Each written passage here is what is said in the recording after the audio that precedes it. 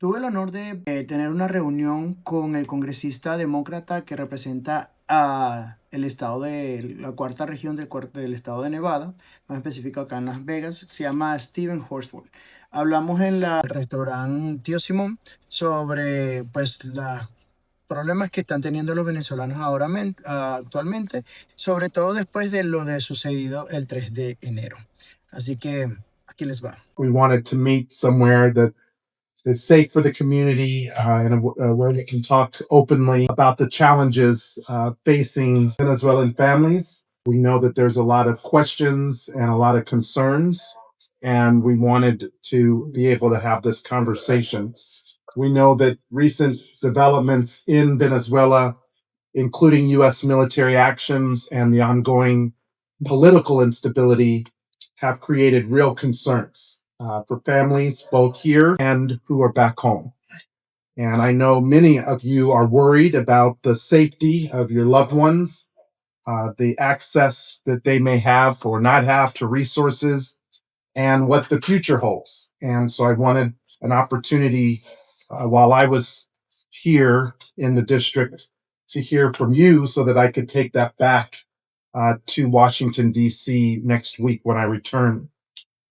I want to say first that I know that these are not just about headlines, that there's real people who are being affected in their daily lives. Families who are dealing with uncertainty, navigating complex immigration pathways, and really trying to support relatives who are still in Venezuela.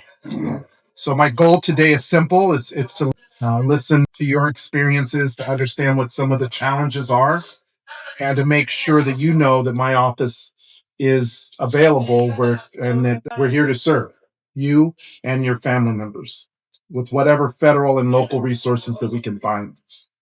Instead of letting these challenges go unaddressed, I'm committed to working with you, advocating for your needs, and connecting you with the resources that are available.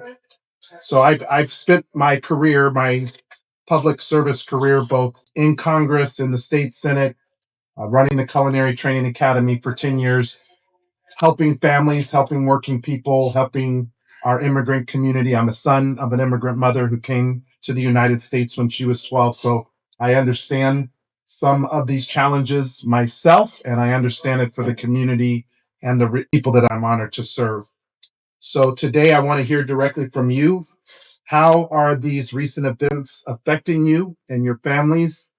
Are the biggest challenges for the Venezuelan community here in Nevada and Southern Nevada, and how can my office better support you and the work that needs to be done going ahead? So thank you in advance for being here, for sharing your perspectives, your stories, and your concerns, and I look forward to working together. So do we want to maybe go around? Thank you for your time. And well, I would like to give the opportunity to my friend. They can talk to you, and we're gonna start over there. Okay. For me, I want to start with the simplest thing. What the recent events have brought us is pretty much hope. I feel like I'm talking to everybody that we've been trying to be here from Venezuela. My name is Angelo, by the way. I'm a political asylee. Came here to the United States. And the reason why I'm a political asylee is because back in Venezuela, when the protest was going against the government, they were torturing people, not only if you were protesting, only because you were part of a student, because part of you were on the middle class. And I was in a neighborhood that we were not supporting the government. So I was suffocated in my own home with tear gas bomb.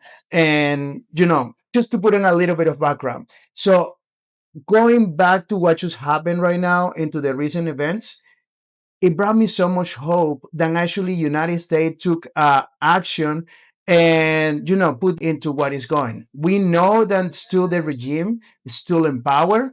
We know that it's gonna be step by step because come on, they have 27 years in power. But for me, it's such a big pleasure that they're actually doing something, that they're working on that. And the so minimal, like pretty much casualty was to a minimal level, like many well, like the fact that the Cuban were his forces because he's not trusting any Venezuelans. And if for me that day I remember I have to handle the shows and at the Venetian. That day I told everybody at the event, hey, I cannot come to work. I'm too excited.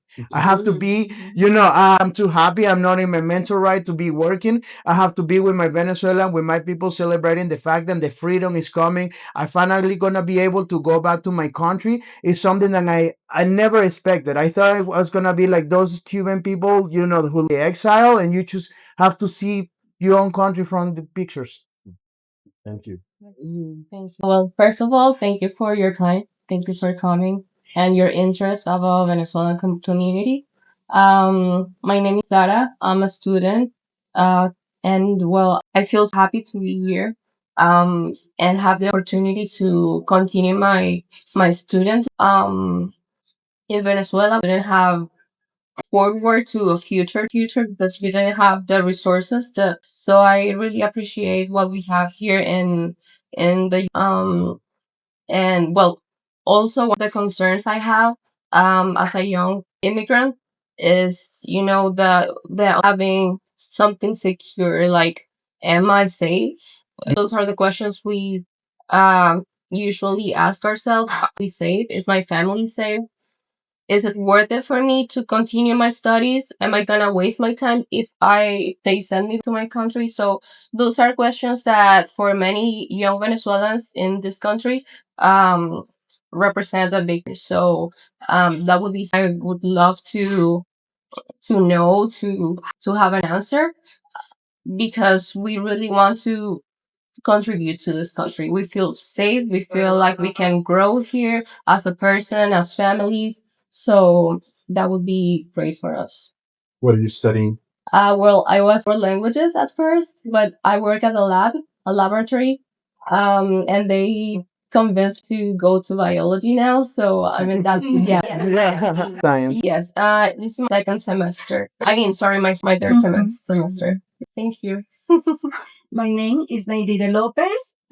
I don't speak English very well. I am going to tell Speak something. perfectly. We are worried about the actions that actually is made in Venezuela, because there are yet some criminals in our town, and our family is in risk.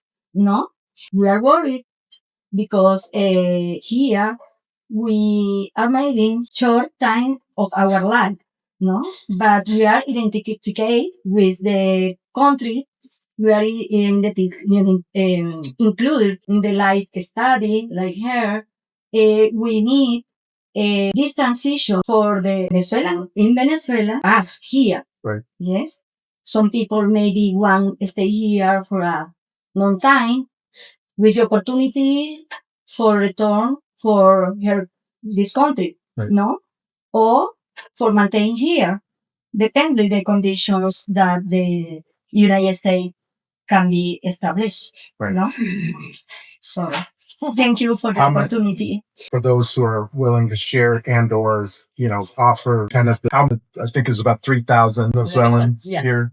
How many are covered for TPS versus asylum versus other status? Because that's one of the issues that we're trying to get ahead of with this administration. While the actions remove the regime and Maduro are warranted and Yeah. is why people are so happy. What we don't know is, so now what? And we've heard a lot of rhetoric.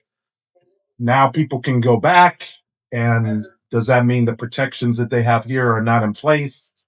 So that is one of the things that I want to understand more, because that's what we can do as members of Congress, is to advocate for those protections for people who are here. Well, yeah, that's not because since it ended, we don't know what really happened. Right. We don't know if we're protected. We don't know if we have to go back. We don't know if we have a job secure. So there's a lot of questions regarding Your case that. is a example, Yeah. no?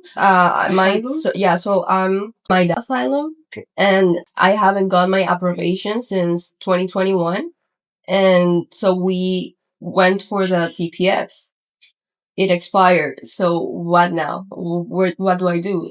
My dad also got his residency, And I also haven't got an answer through that process. So I'm still like in the middle. Where am I protected? Am I not? So there's a lot of questions. If I may, your question was how many are in political asylum and how many are in TPS? We, Dalia and I, as Venezuelan community organizers, we don't know. We don't know nationals. Most of the time did not disclose their status. So we don't know. That would be something great that your office could help us investigate. We have tried to do a census, the Venezuelan census. There is fear of, coming out. And so on under this condition, if our people like some kind of security, Dalia and I of us will be promoting that census. Because it's important. Just like a lot of the young people here, they are decent citizens. They're studying, they're building their future, and they need to be taken into consideration. One thing that upsets me about what's going on is that ICE comes and gets everybody and they send them home. For what? If they go on a plane from the United States, what are they going to do with them? Oh, they're going to take them home? No, they're going to be behind bars. And these people don't deserve to be behind bars. They're here for the better future. That's what I have to say for now. You have some more to say, I can tell. Save Maduro, which is like the head or the face of everything. But there's still fear in Venezuela because there's more people behind him that is still there. So it's like it's not like we get back there, Of course, we will. I think everybody wants to go there, but there is no time. We're still on danger, Yeah. And the people over there are still on danger too. You have to with your family, like a message and stuff, because right now they are like investigating on your phone. Like they take you on the street and then they can check your phone. Like the military, they go and check your phone, and if you are talking about the government or something like that, like against the government, they take you to jail. It's like that. And it's like even if you share something on your social media and they see it, they can go to your house and they take you away, And so And sadly, it feels like it's starting to happen here. People fled these regimes and dictatorships, and now we have that type of threat where people are being, surveyed, phones are being walked out of your house, your schools are not safe. So I understand that the anxiety that places both on you and for your loved ones back.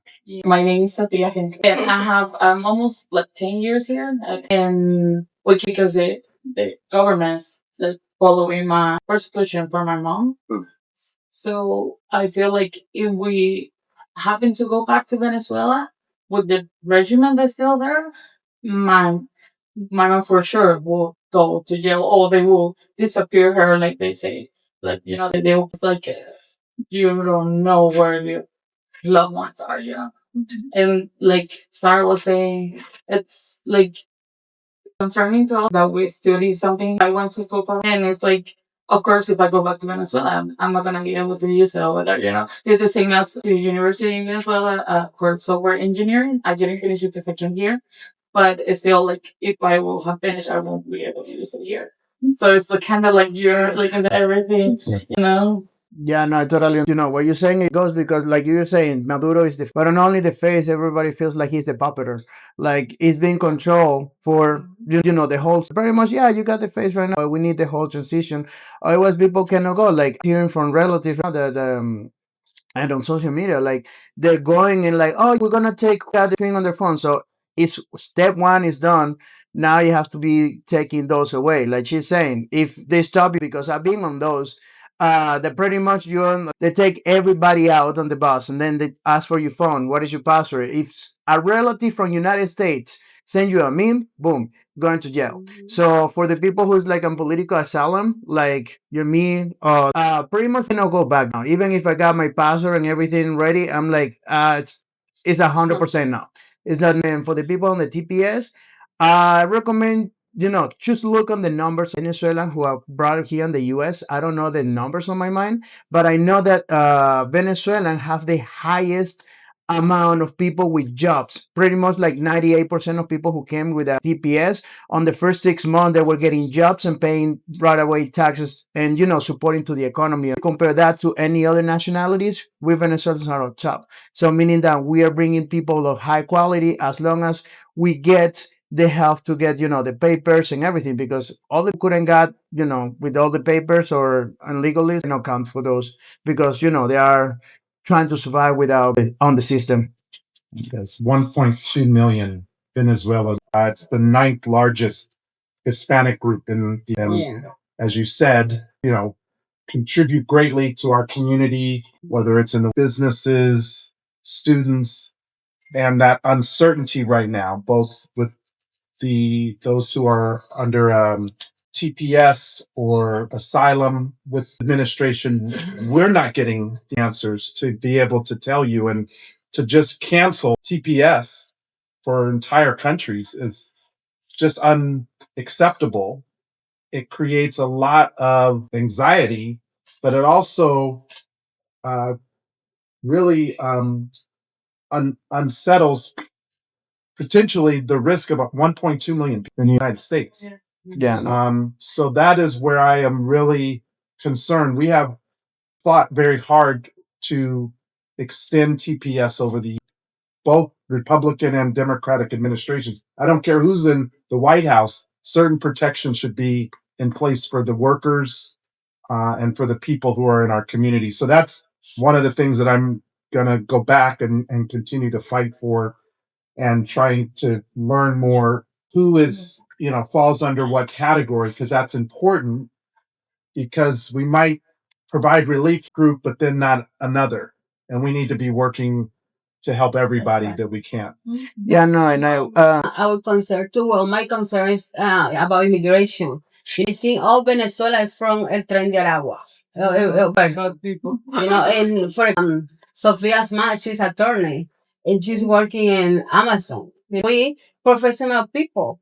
We not everybody is like for Tren de Aragua, not bad people. That's why we thank you for your time, because we want people to know that we work hard, and we're not here by choice. It's we were taking away that last shows. It was like the last to be here, and we work, and we're not criminals. And like I was under TPA, but because right now it's like they all said it's not we're not what's going on in Venezuela. It's still bad people like the government. So if we go back, we can be in danger. So we really want to be protected here. We know for sure, and we are building a life here. There's people 10 years over here, a lot of years here, and they already have their lives, and we still don't have like response about, like if you're gonna be here, like for sure. I also, my mom sometimes is like, they send us back to Venezuela right now. It's like,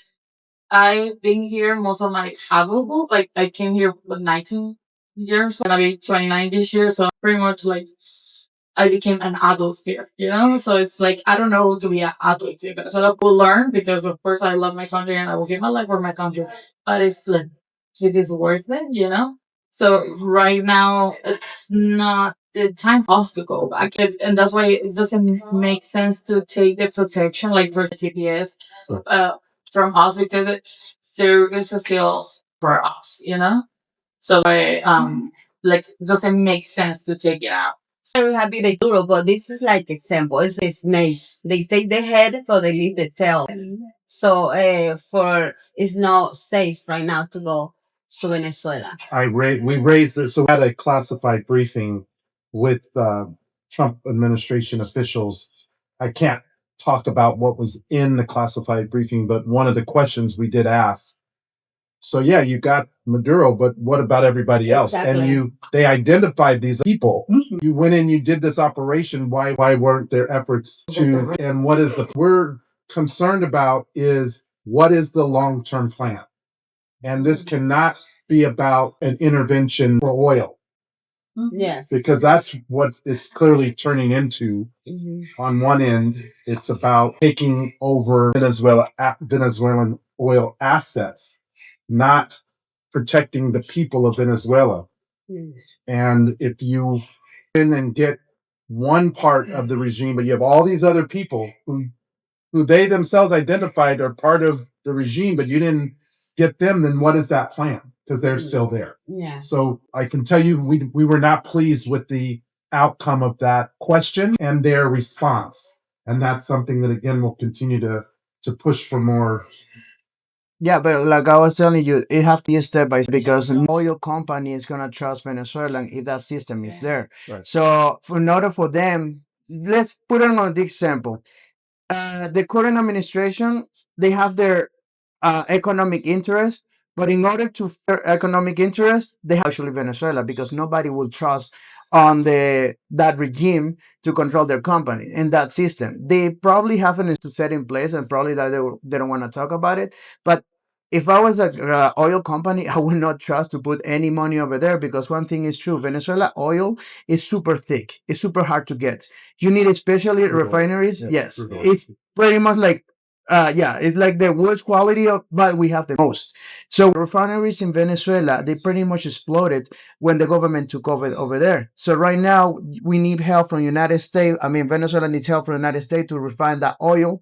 So it's pretty. We got all that oil, but if nobody's trusting that regime, it's totally useless. So actually, if they want the actual interest on economic, they have to take part of that. Also, putting on this point, I'm really happy. For example, during the first administration from this president that we have run, he's the one who actually put the TPS. So I got the feeling he got like a vision of what was going on over there in Venezuela. And right now, this guy, Marco Rubio, he's Cuban, so he knows exactly what's going on. And he's telling him, here's what's happening. This is from the regime is coming. This is where I come from. And then I saw the other administration, what they did. Okay, so they choose open borders. So you have a balance because when the borders, everybody filter out. And I have people living in my house, and one of them just came by the border, and the other came by TPS, and I have political people who came. So I have all the cases I've seen it myself. People who cross the border, they got no check. They just got stopped. They never check anything and no personal background or anything, and they just let them in.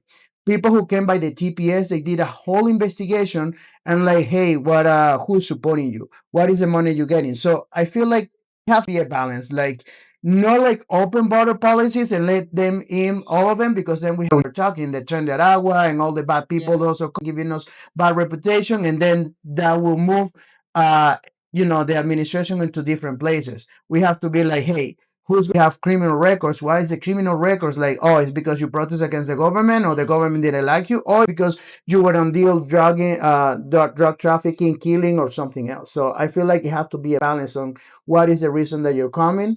And yeah, pretty much on the other question that you were having about like if we're in fear of us taking us, yes, it is something my living at my house they pretty much fear right now.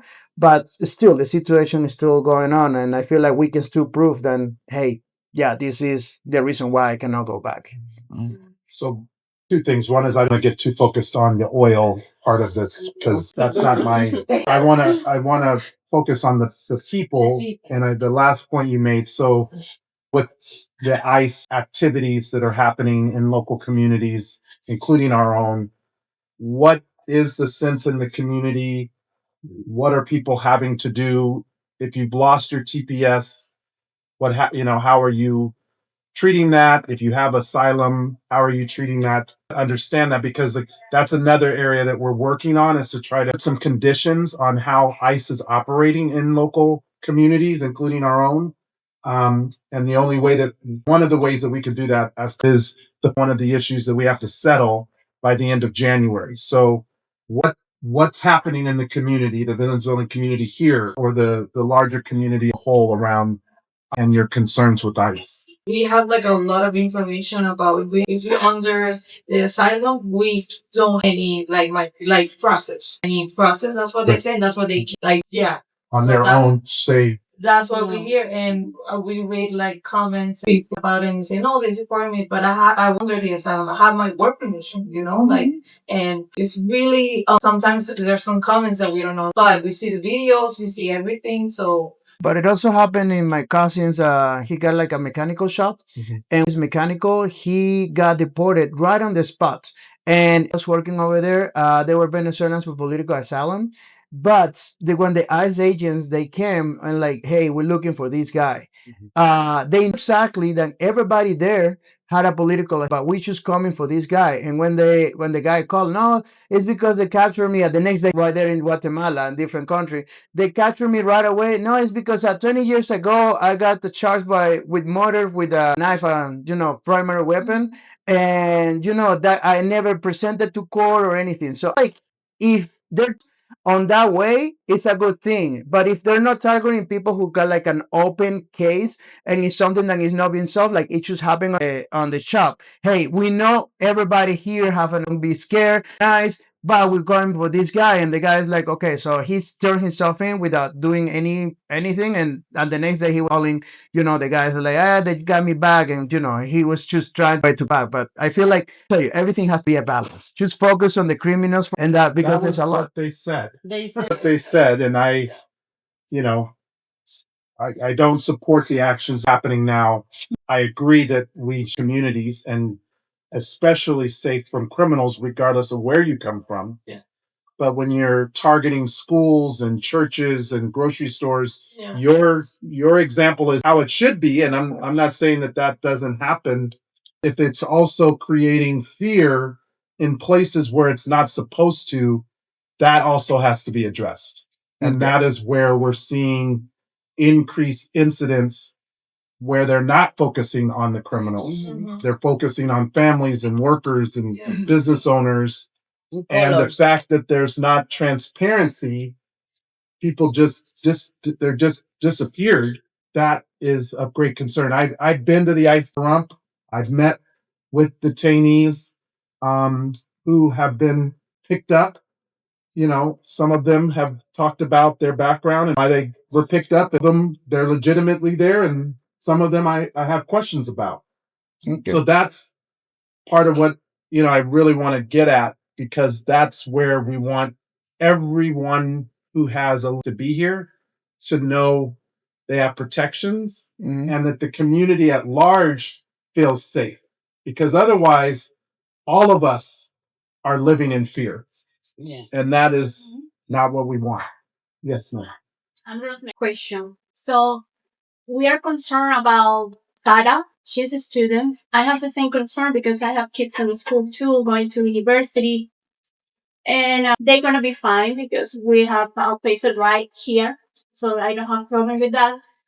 And Sarah and Sophia's also, she is a engineering student in Venezuela. So this is our concern how Venezuela, because they are young. They are young. So what about all those, I guess, the people here already, you are professionals in Venezuela before? You have a career. Sí. I'm a nurse. I'm a critical care nurse. I was professor in the main university. I was educated undergraduate students and postgraduate students for critical care nurse in the main hospital with 3,000 patients. It has been really hard for professionals, really good curriculum compared with United States curriculums, to make ready our papers. To make your papers. Yeah, the evaluation. The evaluation, for some people is not in the health system. Right. The evaluation is really hard. To Almost validate your profession. Yes. Because of what they view as the standard there versus the standard here. Yeah. No, United States don't have directly the Nevada Nursing Board. Yes. They don't make the evaluation. They send you to a private company, CGF, or another larger company who create this kind of program for make evaluation in nurses. And you don't have direct conversation with those people, only by online, by email. Some people, they respond to you and they don't know what is going on. They don't understand what they are doing with the evaluation. So right now, I'm as assistant nurse here. I love what I do, but this is not my level. Yeah. You're a professor. Yes. No. And so you're a doctor? No, I'm a nurse. You're a nurse, okay. Yeah. Here, but would No, in No. Venezuela.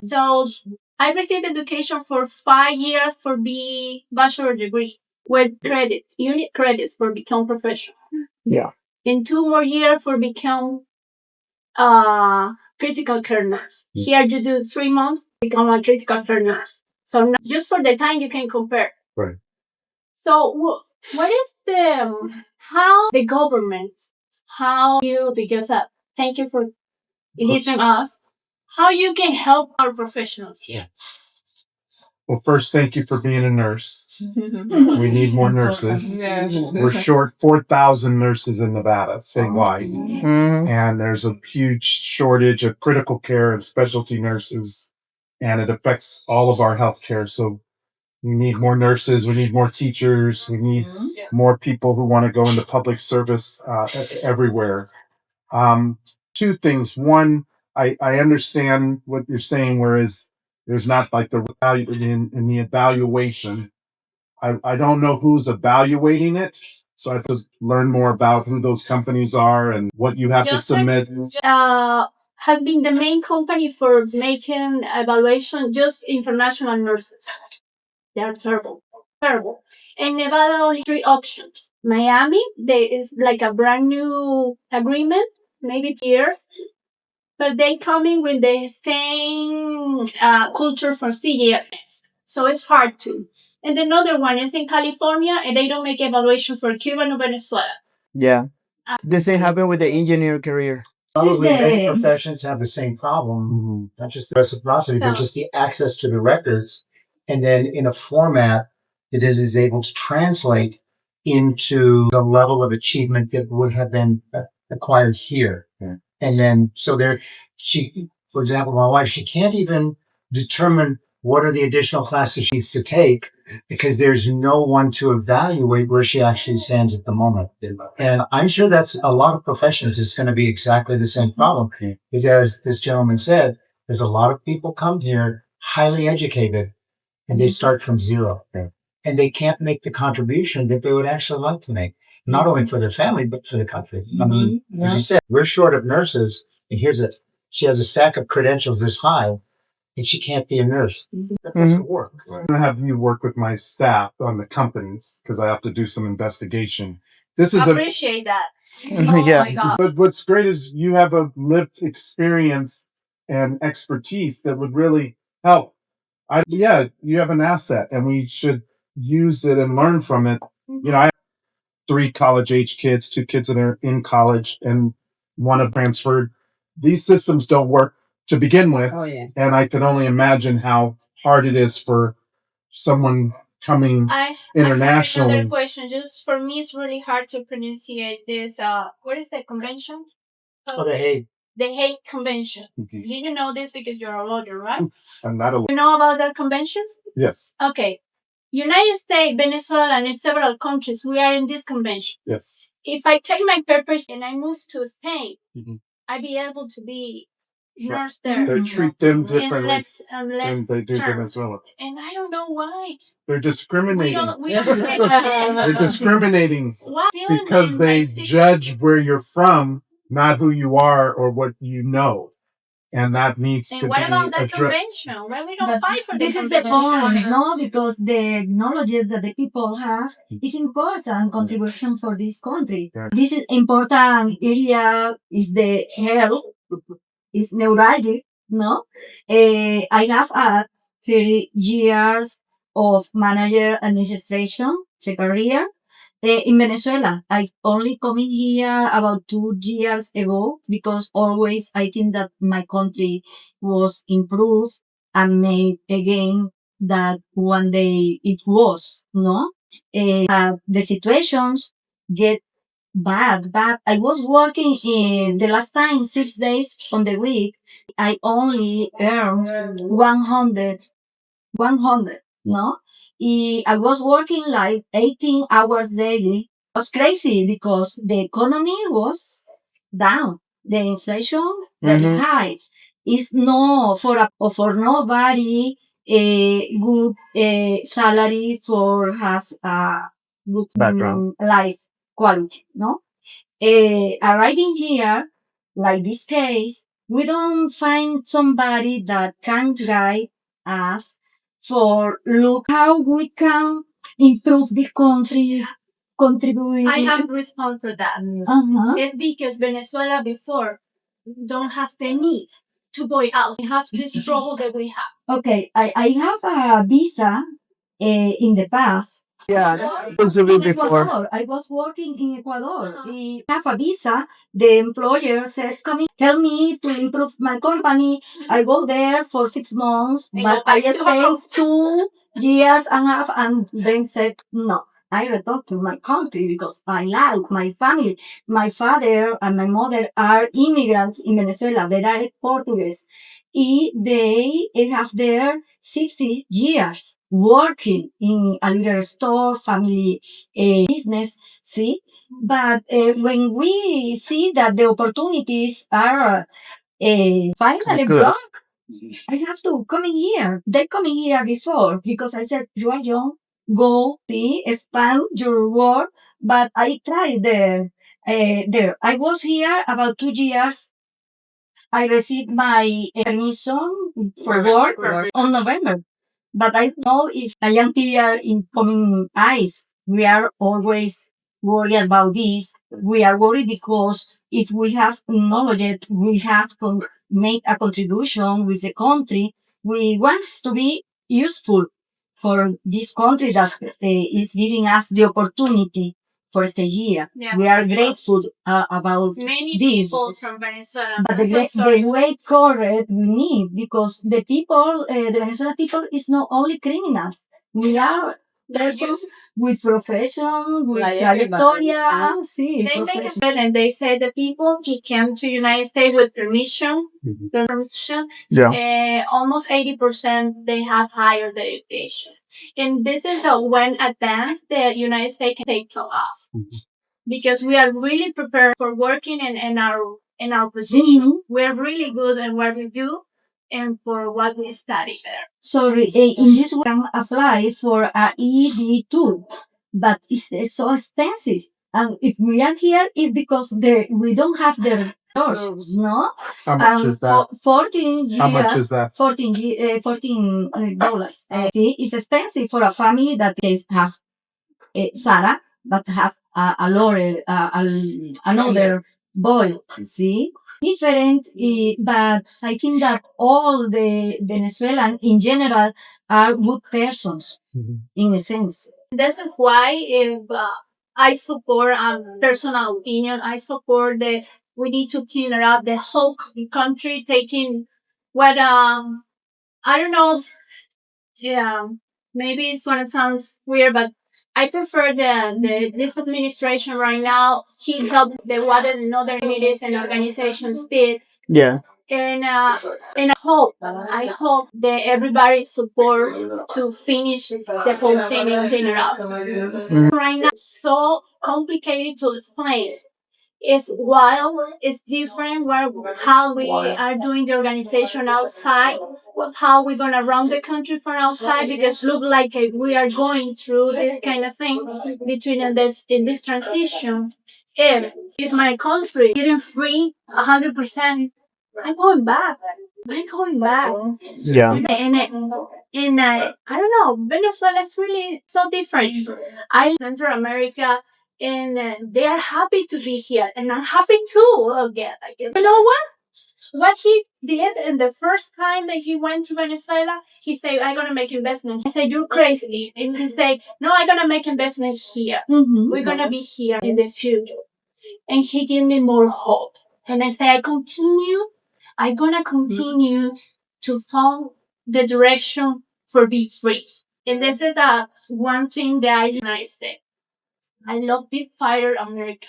Thank you. Thank you for being here with us. I think that's a great way to synthesize and summarize what we want, which is freedom, safety, security, certainty. And I think the conversation is very needed because there's a lot of lack of understanding. And these are very difficult issues. I agree. We need secure borders. We need to hold people accountable who shouldn't be here, for criminals. And that's part of why dollars were dedicated to that. As we do it so that communities are safe. So as we work to secure our borders, as we work to go after the people who are criminals who shouldn't be here, we also have to protect people who have every right to be here, whether it's through asylum or on a TPS or on a work visa. Those are protections under the law, and we need to honor those agreements under the law. And right now, we're not, as a country. I want to say this because sometimes, one person here doesn't dictate everything. And while their actions to take on Maduro and to capture were warranted, the way they went about it, because they didn't build consensus with Congress, it actually undermined the term effort. Because rather than all of us saying this was the right thing and we did it the right way, there were more questions about how it was done and why they didn't complete it and who are these other people and what's the plan going forward. And their whole response was, well, we can't tell you guys anything because you'll leak it. We're 3 branches of government here. One branch does not dictate all of our decisions. So now they have to double back because they can't continue without getting Congress on board. And that is why it's important, again, as your representative, to hear what the concerns are, because I've got to be able to say to my colleagues, this is what we need to do for the people, for the workers, for the businesses who need to be part of the process. So for students who are affected, how are we protecting you? How can we give you assurance that as you are here and getting your studies that you'll be safe here? How do we help those who are already here who have their professions get honored for those professions? And whether you stay here or go back, that you have your profession and your education that's being fully recognized. Business owners and people who own homes, who've invested, how do we protect those investments? If you just disappear, you leave behind their homes, their businesses, and that is an issue that has to be addressed. So these are all the considerations that I'm hearing this conversation, and And from all the brainstorming that we did here, there is a word that needs to be always, we need to be treated with dignity. That word is very powerful because also that's kind of what we left our country because we didn't have human rights like choice or options, and that's something that for at least myself I have learned here. Like I have options, and what you say like one person dictator here. It's like we're fighting to protect that right now too. We want our dignity as Americans while we're fighting for people abroad. And that's something I have learned here, and I value it, And also, like Angel say, this, like I understand the concern about the what just Venezuela, but this is I was the only time that 27 years we had a Hope. little bit of hope, Yeah. for our country. So we value, like we understand the concern, and we understand that there's stuff that has to be in some way, but also this brings a lot of like hope for our country, and we are grateful for that also. And we're here now, and how can you help us here? How we want to work hard, and we want to contribute to this country. And I want to ask, how can we help, like Dalia, and help? How can we help to let people know that we are good ones? We are the good ones. There's the good ones that. Well, how we can help is 3 things. Number one, we're going to work on this TPS asylum visa issue and getting more clarity on people's security here, who have every right to be here, who have legal protections to be here, and how the U.S. government provides that clarity. So that's number one, and I need you all to help my team and I make our arguments specifically for the Venezuela community. There are other communities that also are dealing with TPS being canceled that we're also fighting for. But that's number one. Number two is, as you have the certainty and security to be here, how do you get to contribute fully to be here for all your education and all your contributions? You can be the nurse that you are, you can be the educator that you are, you can be the student that you are without these limitations. So that I would really like to get your insight on that. Third, I think having this conversation about what else needs to be done to continue the hope, because I hear that and I want you to know that I want that hope to be fulfilled. Sometimes the way you do a thing matters. And when we don't build consensus, bipartisanship, transparency, one action could actually harm the next 5 actions. So I have taken, that's why I wanted to have this conversation with you today, because I know that the community at large was like, good, Maduro is gone. There'll be accountability. But there's a lot of other questions about, so now what? What's the plan? And I got to tell you, I don't like it when the White House, the first meeting that they have is not with all of you. It's with the U.S. oil companies to talk about how they're going to extract oil. That, to me, sends the direct wrong message. They're not trying to find out how to protect TPS or asylum, but they're trying to extract oil. So now I'm like, well, I don't want to help, but I don't want that to go against the hope that you and others have for what we should be working towards. So you guys are going to help me balance out so that I can do the things that are necessary without reacting to what one side is trying to do. We've been through wars before where the U.S. goes in with one intention. They say one thing, but there's really another agenda. And then our U.S. military, our troops get involved. We start spending money. I don't support endless wars. I don't support sending our military plan.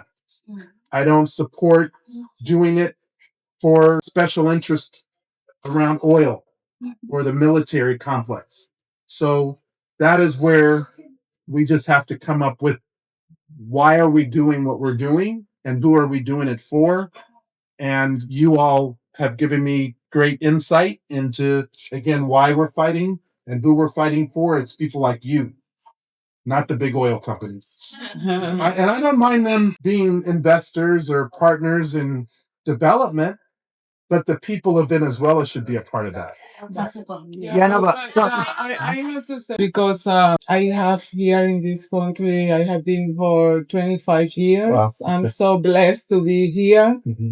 I know, like everybody else, have been in the, in the political regime. And I'm coming from a town where is oil and gas around. All that refinery around my town, it was American people. Yes. Long time ago. Chavez took the government. Now everything is broke, everything worse, everything is it's damaged, it's falling apart. It's no work. So about the oil, the Russians are taking our oil. Cuba are taking it for free. China is the oil for the people are starving in Venezuela. The people are dying, starving. They don't have food, The medicine. the medicine, the hospital in Venezuela, we have my make food, and they go to the hospital to all these people dying there, It's really sad, the situation, coming from an oil town where it was a lot of money, all the people are starving around that situation. And another thing is, in Venezuela, everything is expensive. Like, for example, my niece had to have surgery. It cost me $7,000. And over there, the minimum wage is what, $3? $3. Yeah. So Okay. so that is very bad for us. And then we have to work to help our very best. That is what happened to me because my family came to this country. They stayed there. They struggled there. And thanks God, I was able to all of them, now they're happy, what's going on because we have hope. We didn't have the hope. Been crying, fighting here. We have been in a lot of, on the street, marching, Venezuela, crying, every time it was an election in Venezuela, that election is hard. All of us, being away from our country and our family. Just for time, we'll do one more, and then I want to do a photo. Okay. Oil is really for. I'm going back to my childhood, and you guys maybe you're gonna support my idea. I received free public schools. I received free high school education, one of the best. All of them. We don't have discrimination. This is not good. This is not good. We have a full high school, and every single one was wonderful. Yeah. I received university. And at the hospital that I was working for before Chavez, we giving everything for free. High quality health system. Because before, United States was our partnership for more than 100 years. So it was in 1904 when we this connection started. And we hope that nobody trick us anymore. I hope that. And I hope that you and the other people who work in the high level make sure that this agreement about the good. Because if not, we're gonna fight here. That's why there has to be transparency, there has to be accountability, and the people have to be at the center of it, not the corporations. So Okay, and in behalf of Venezuelan Association, we'd like to say thank you so much for your time. Thank you. I know your agenda is very hard, and I really appreciate your time.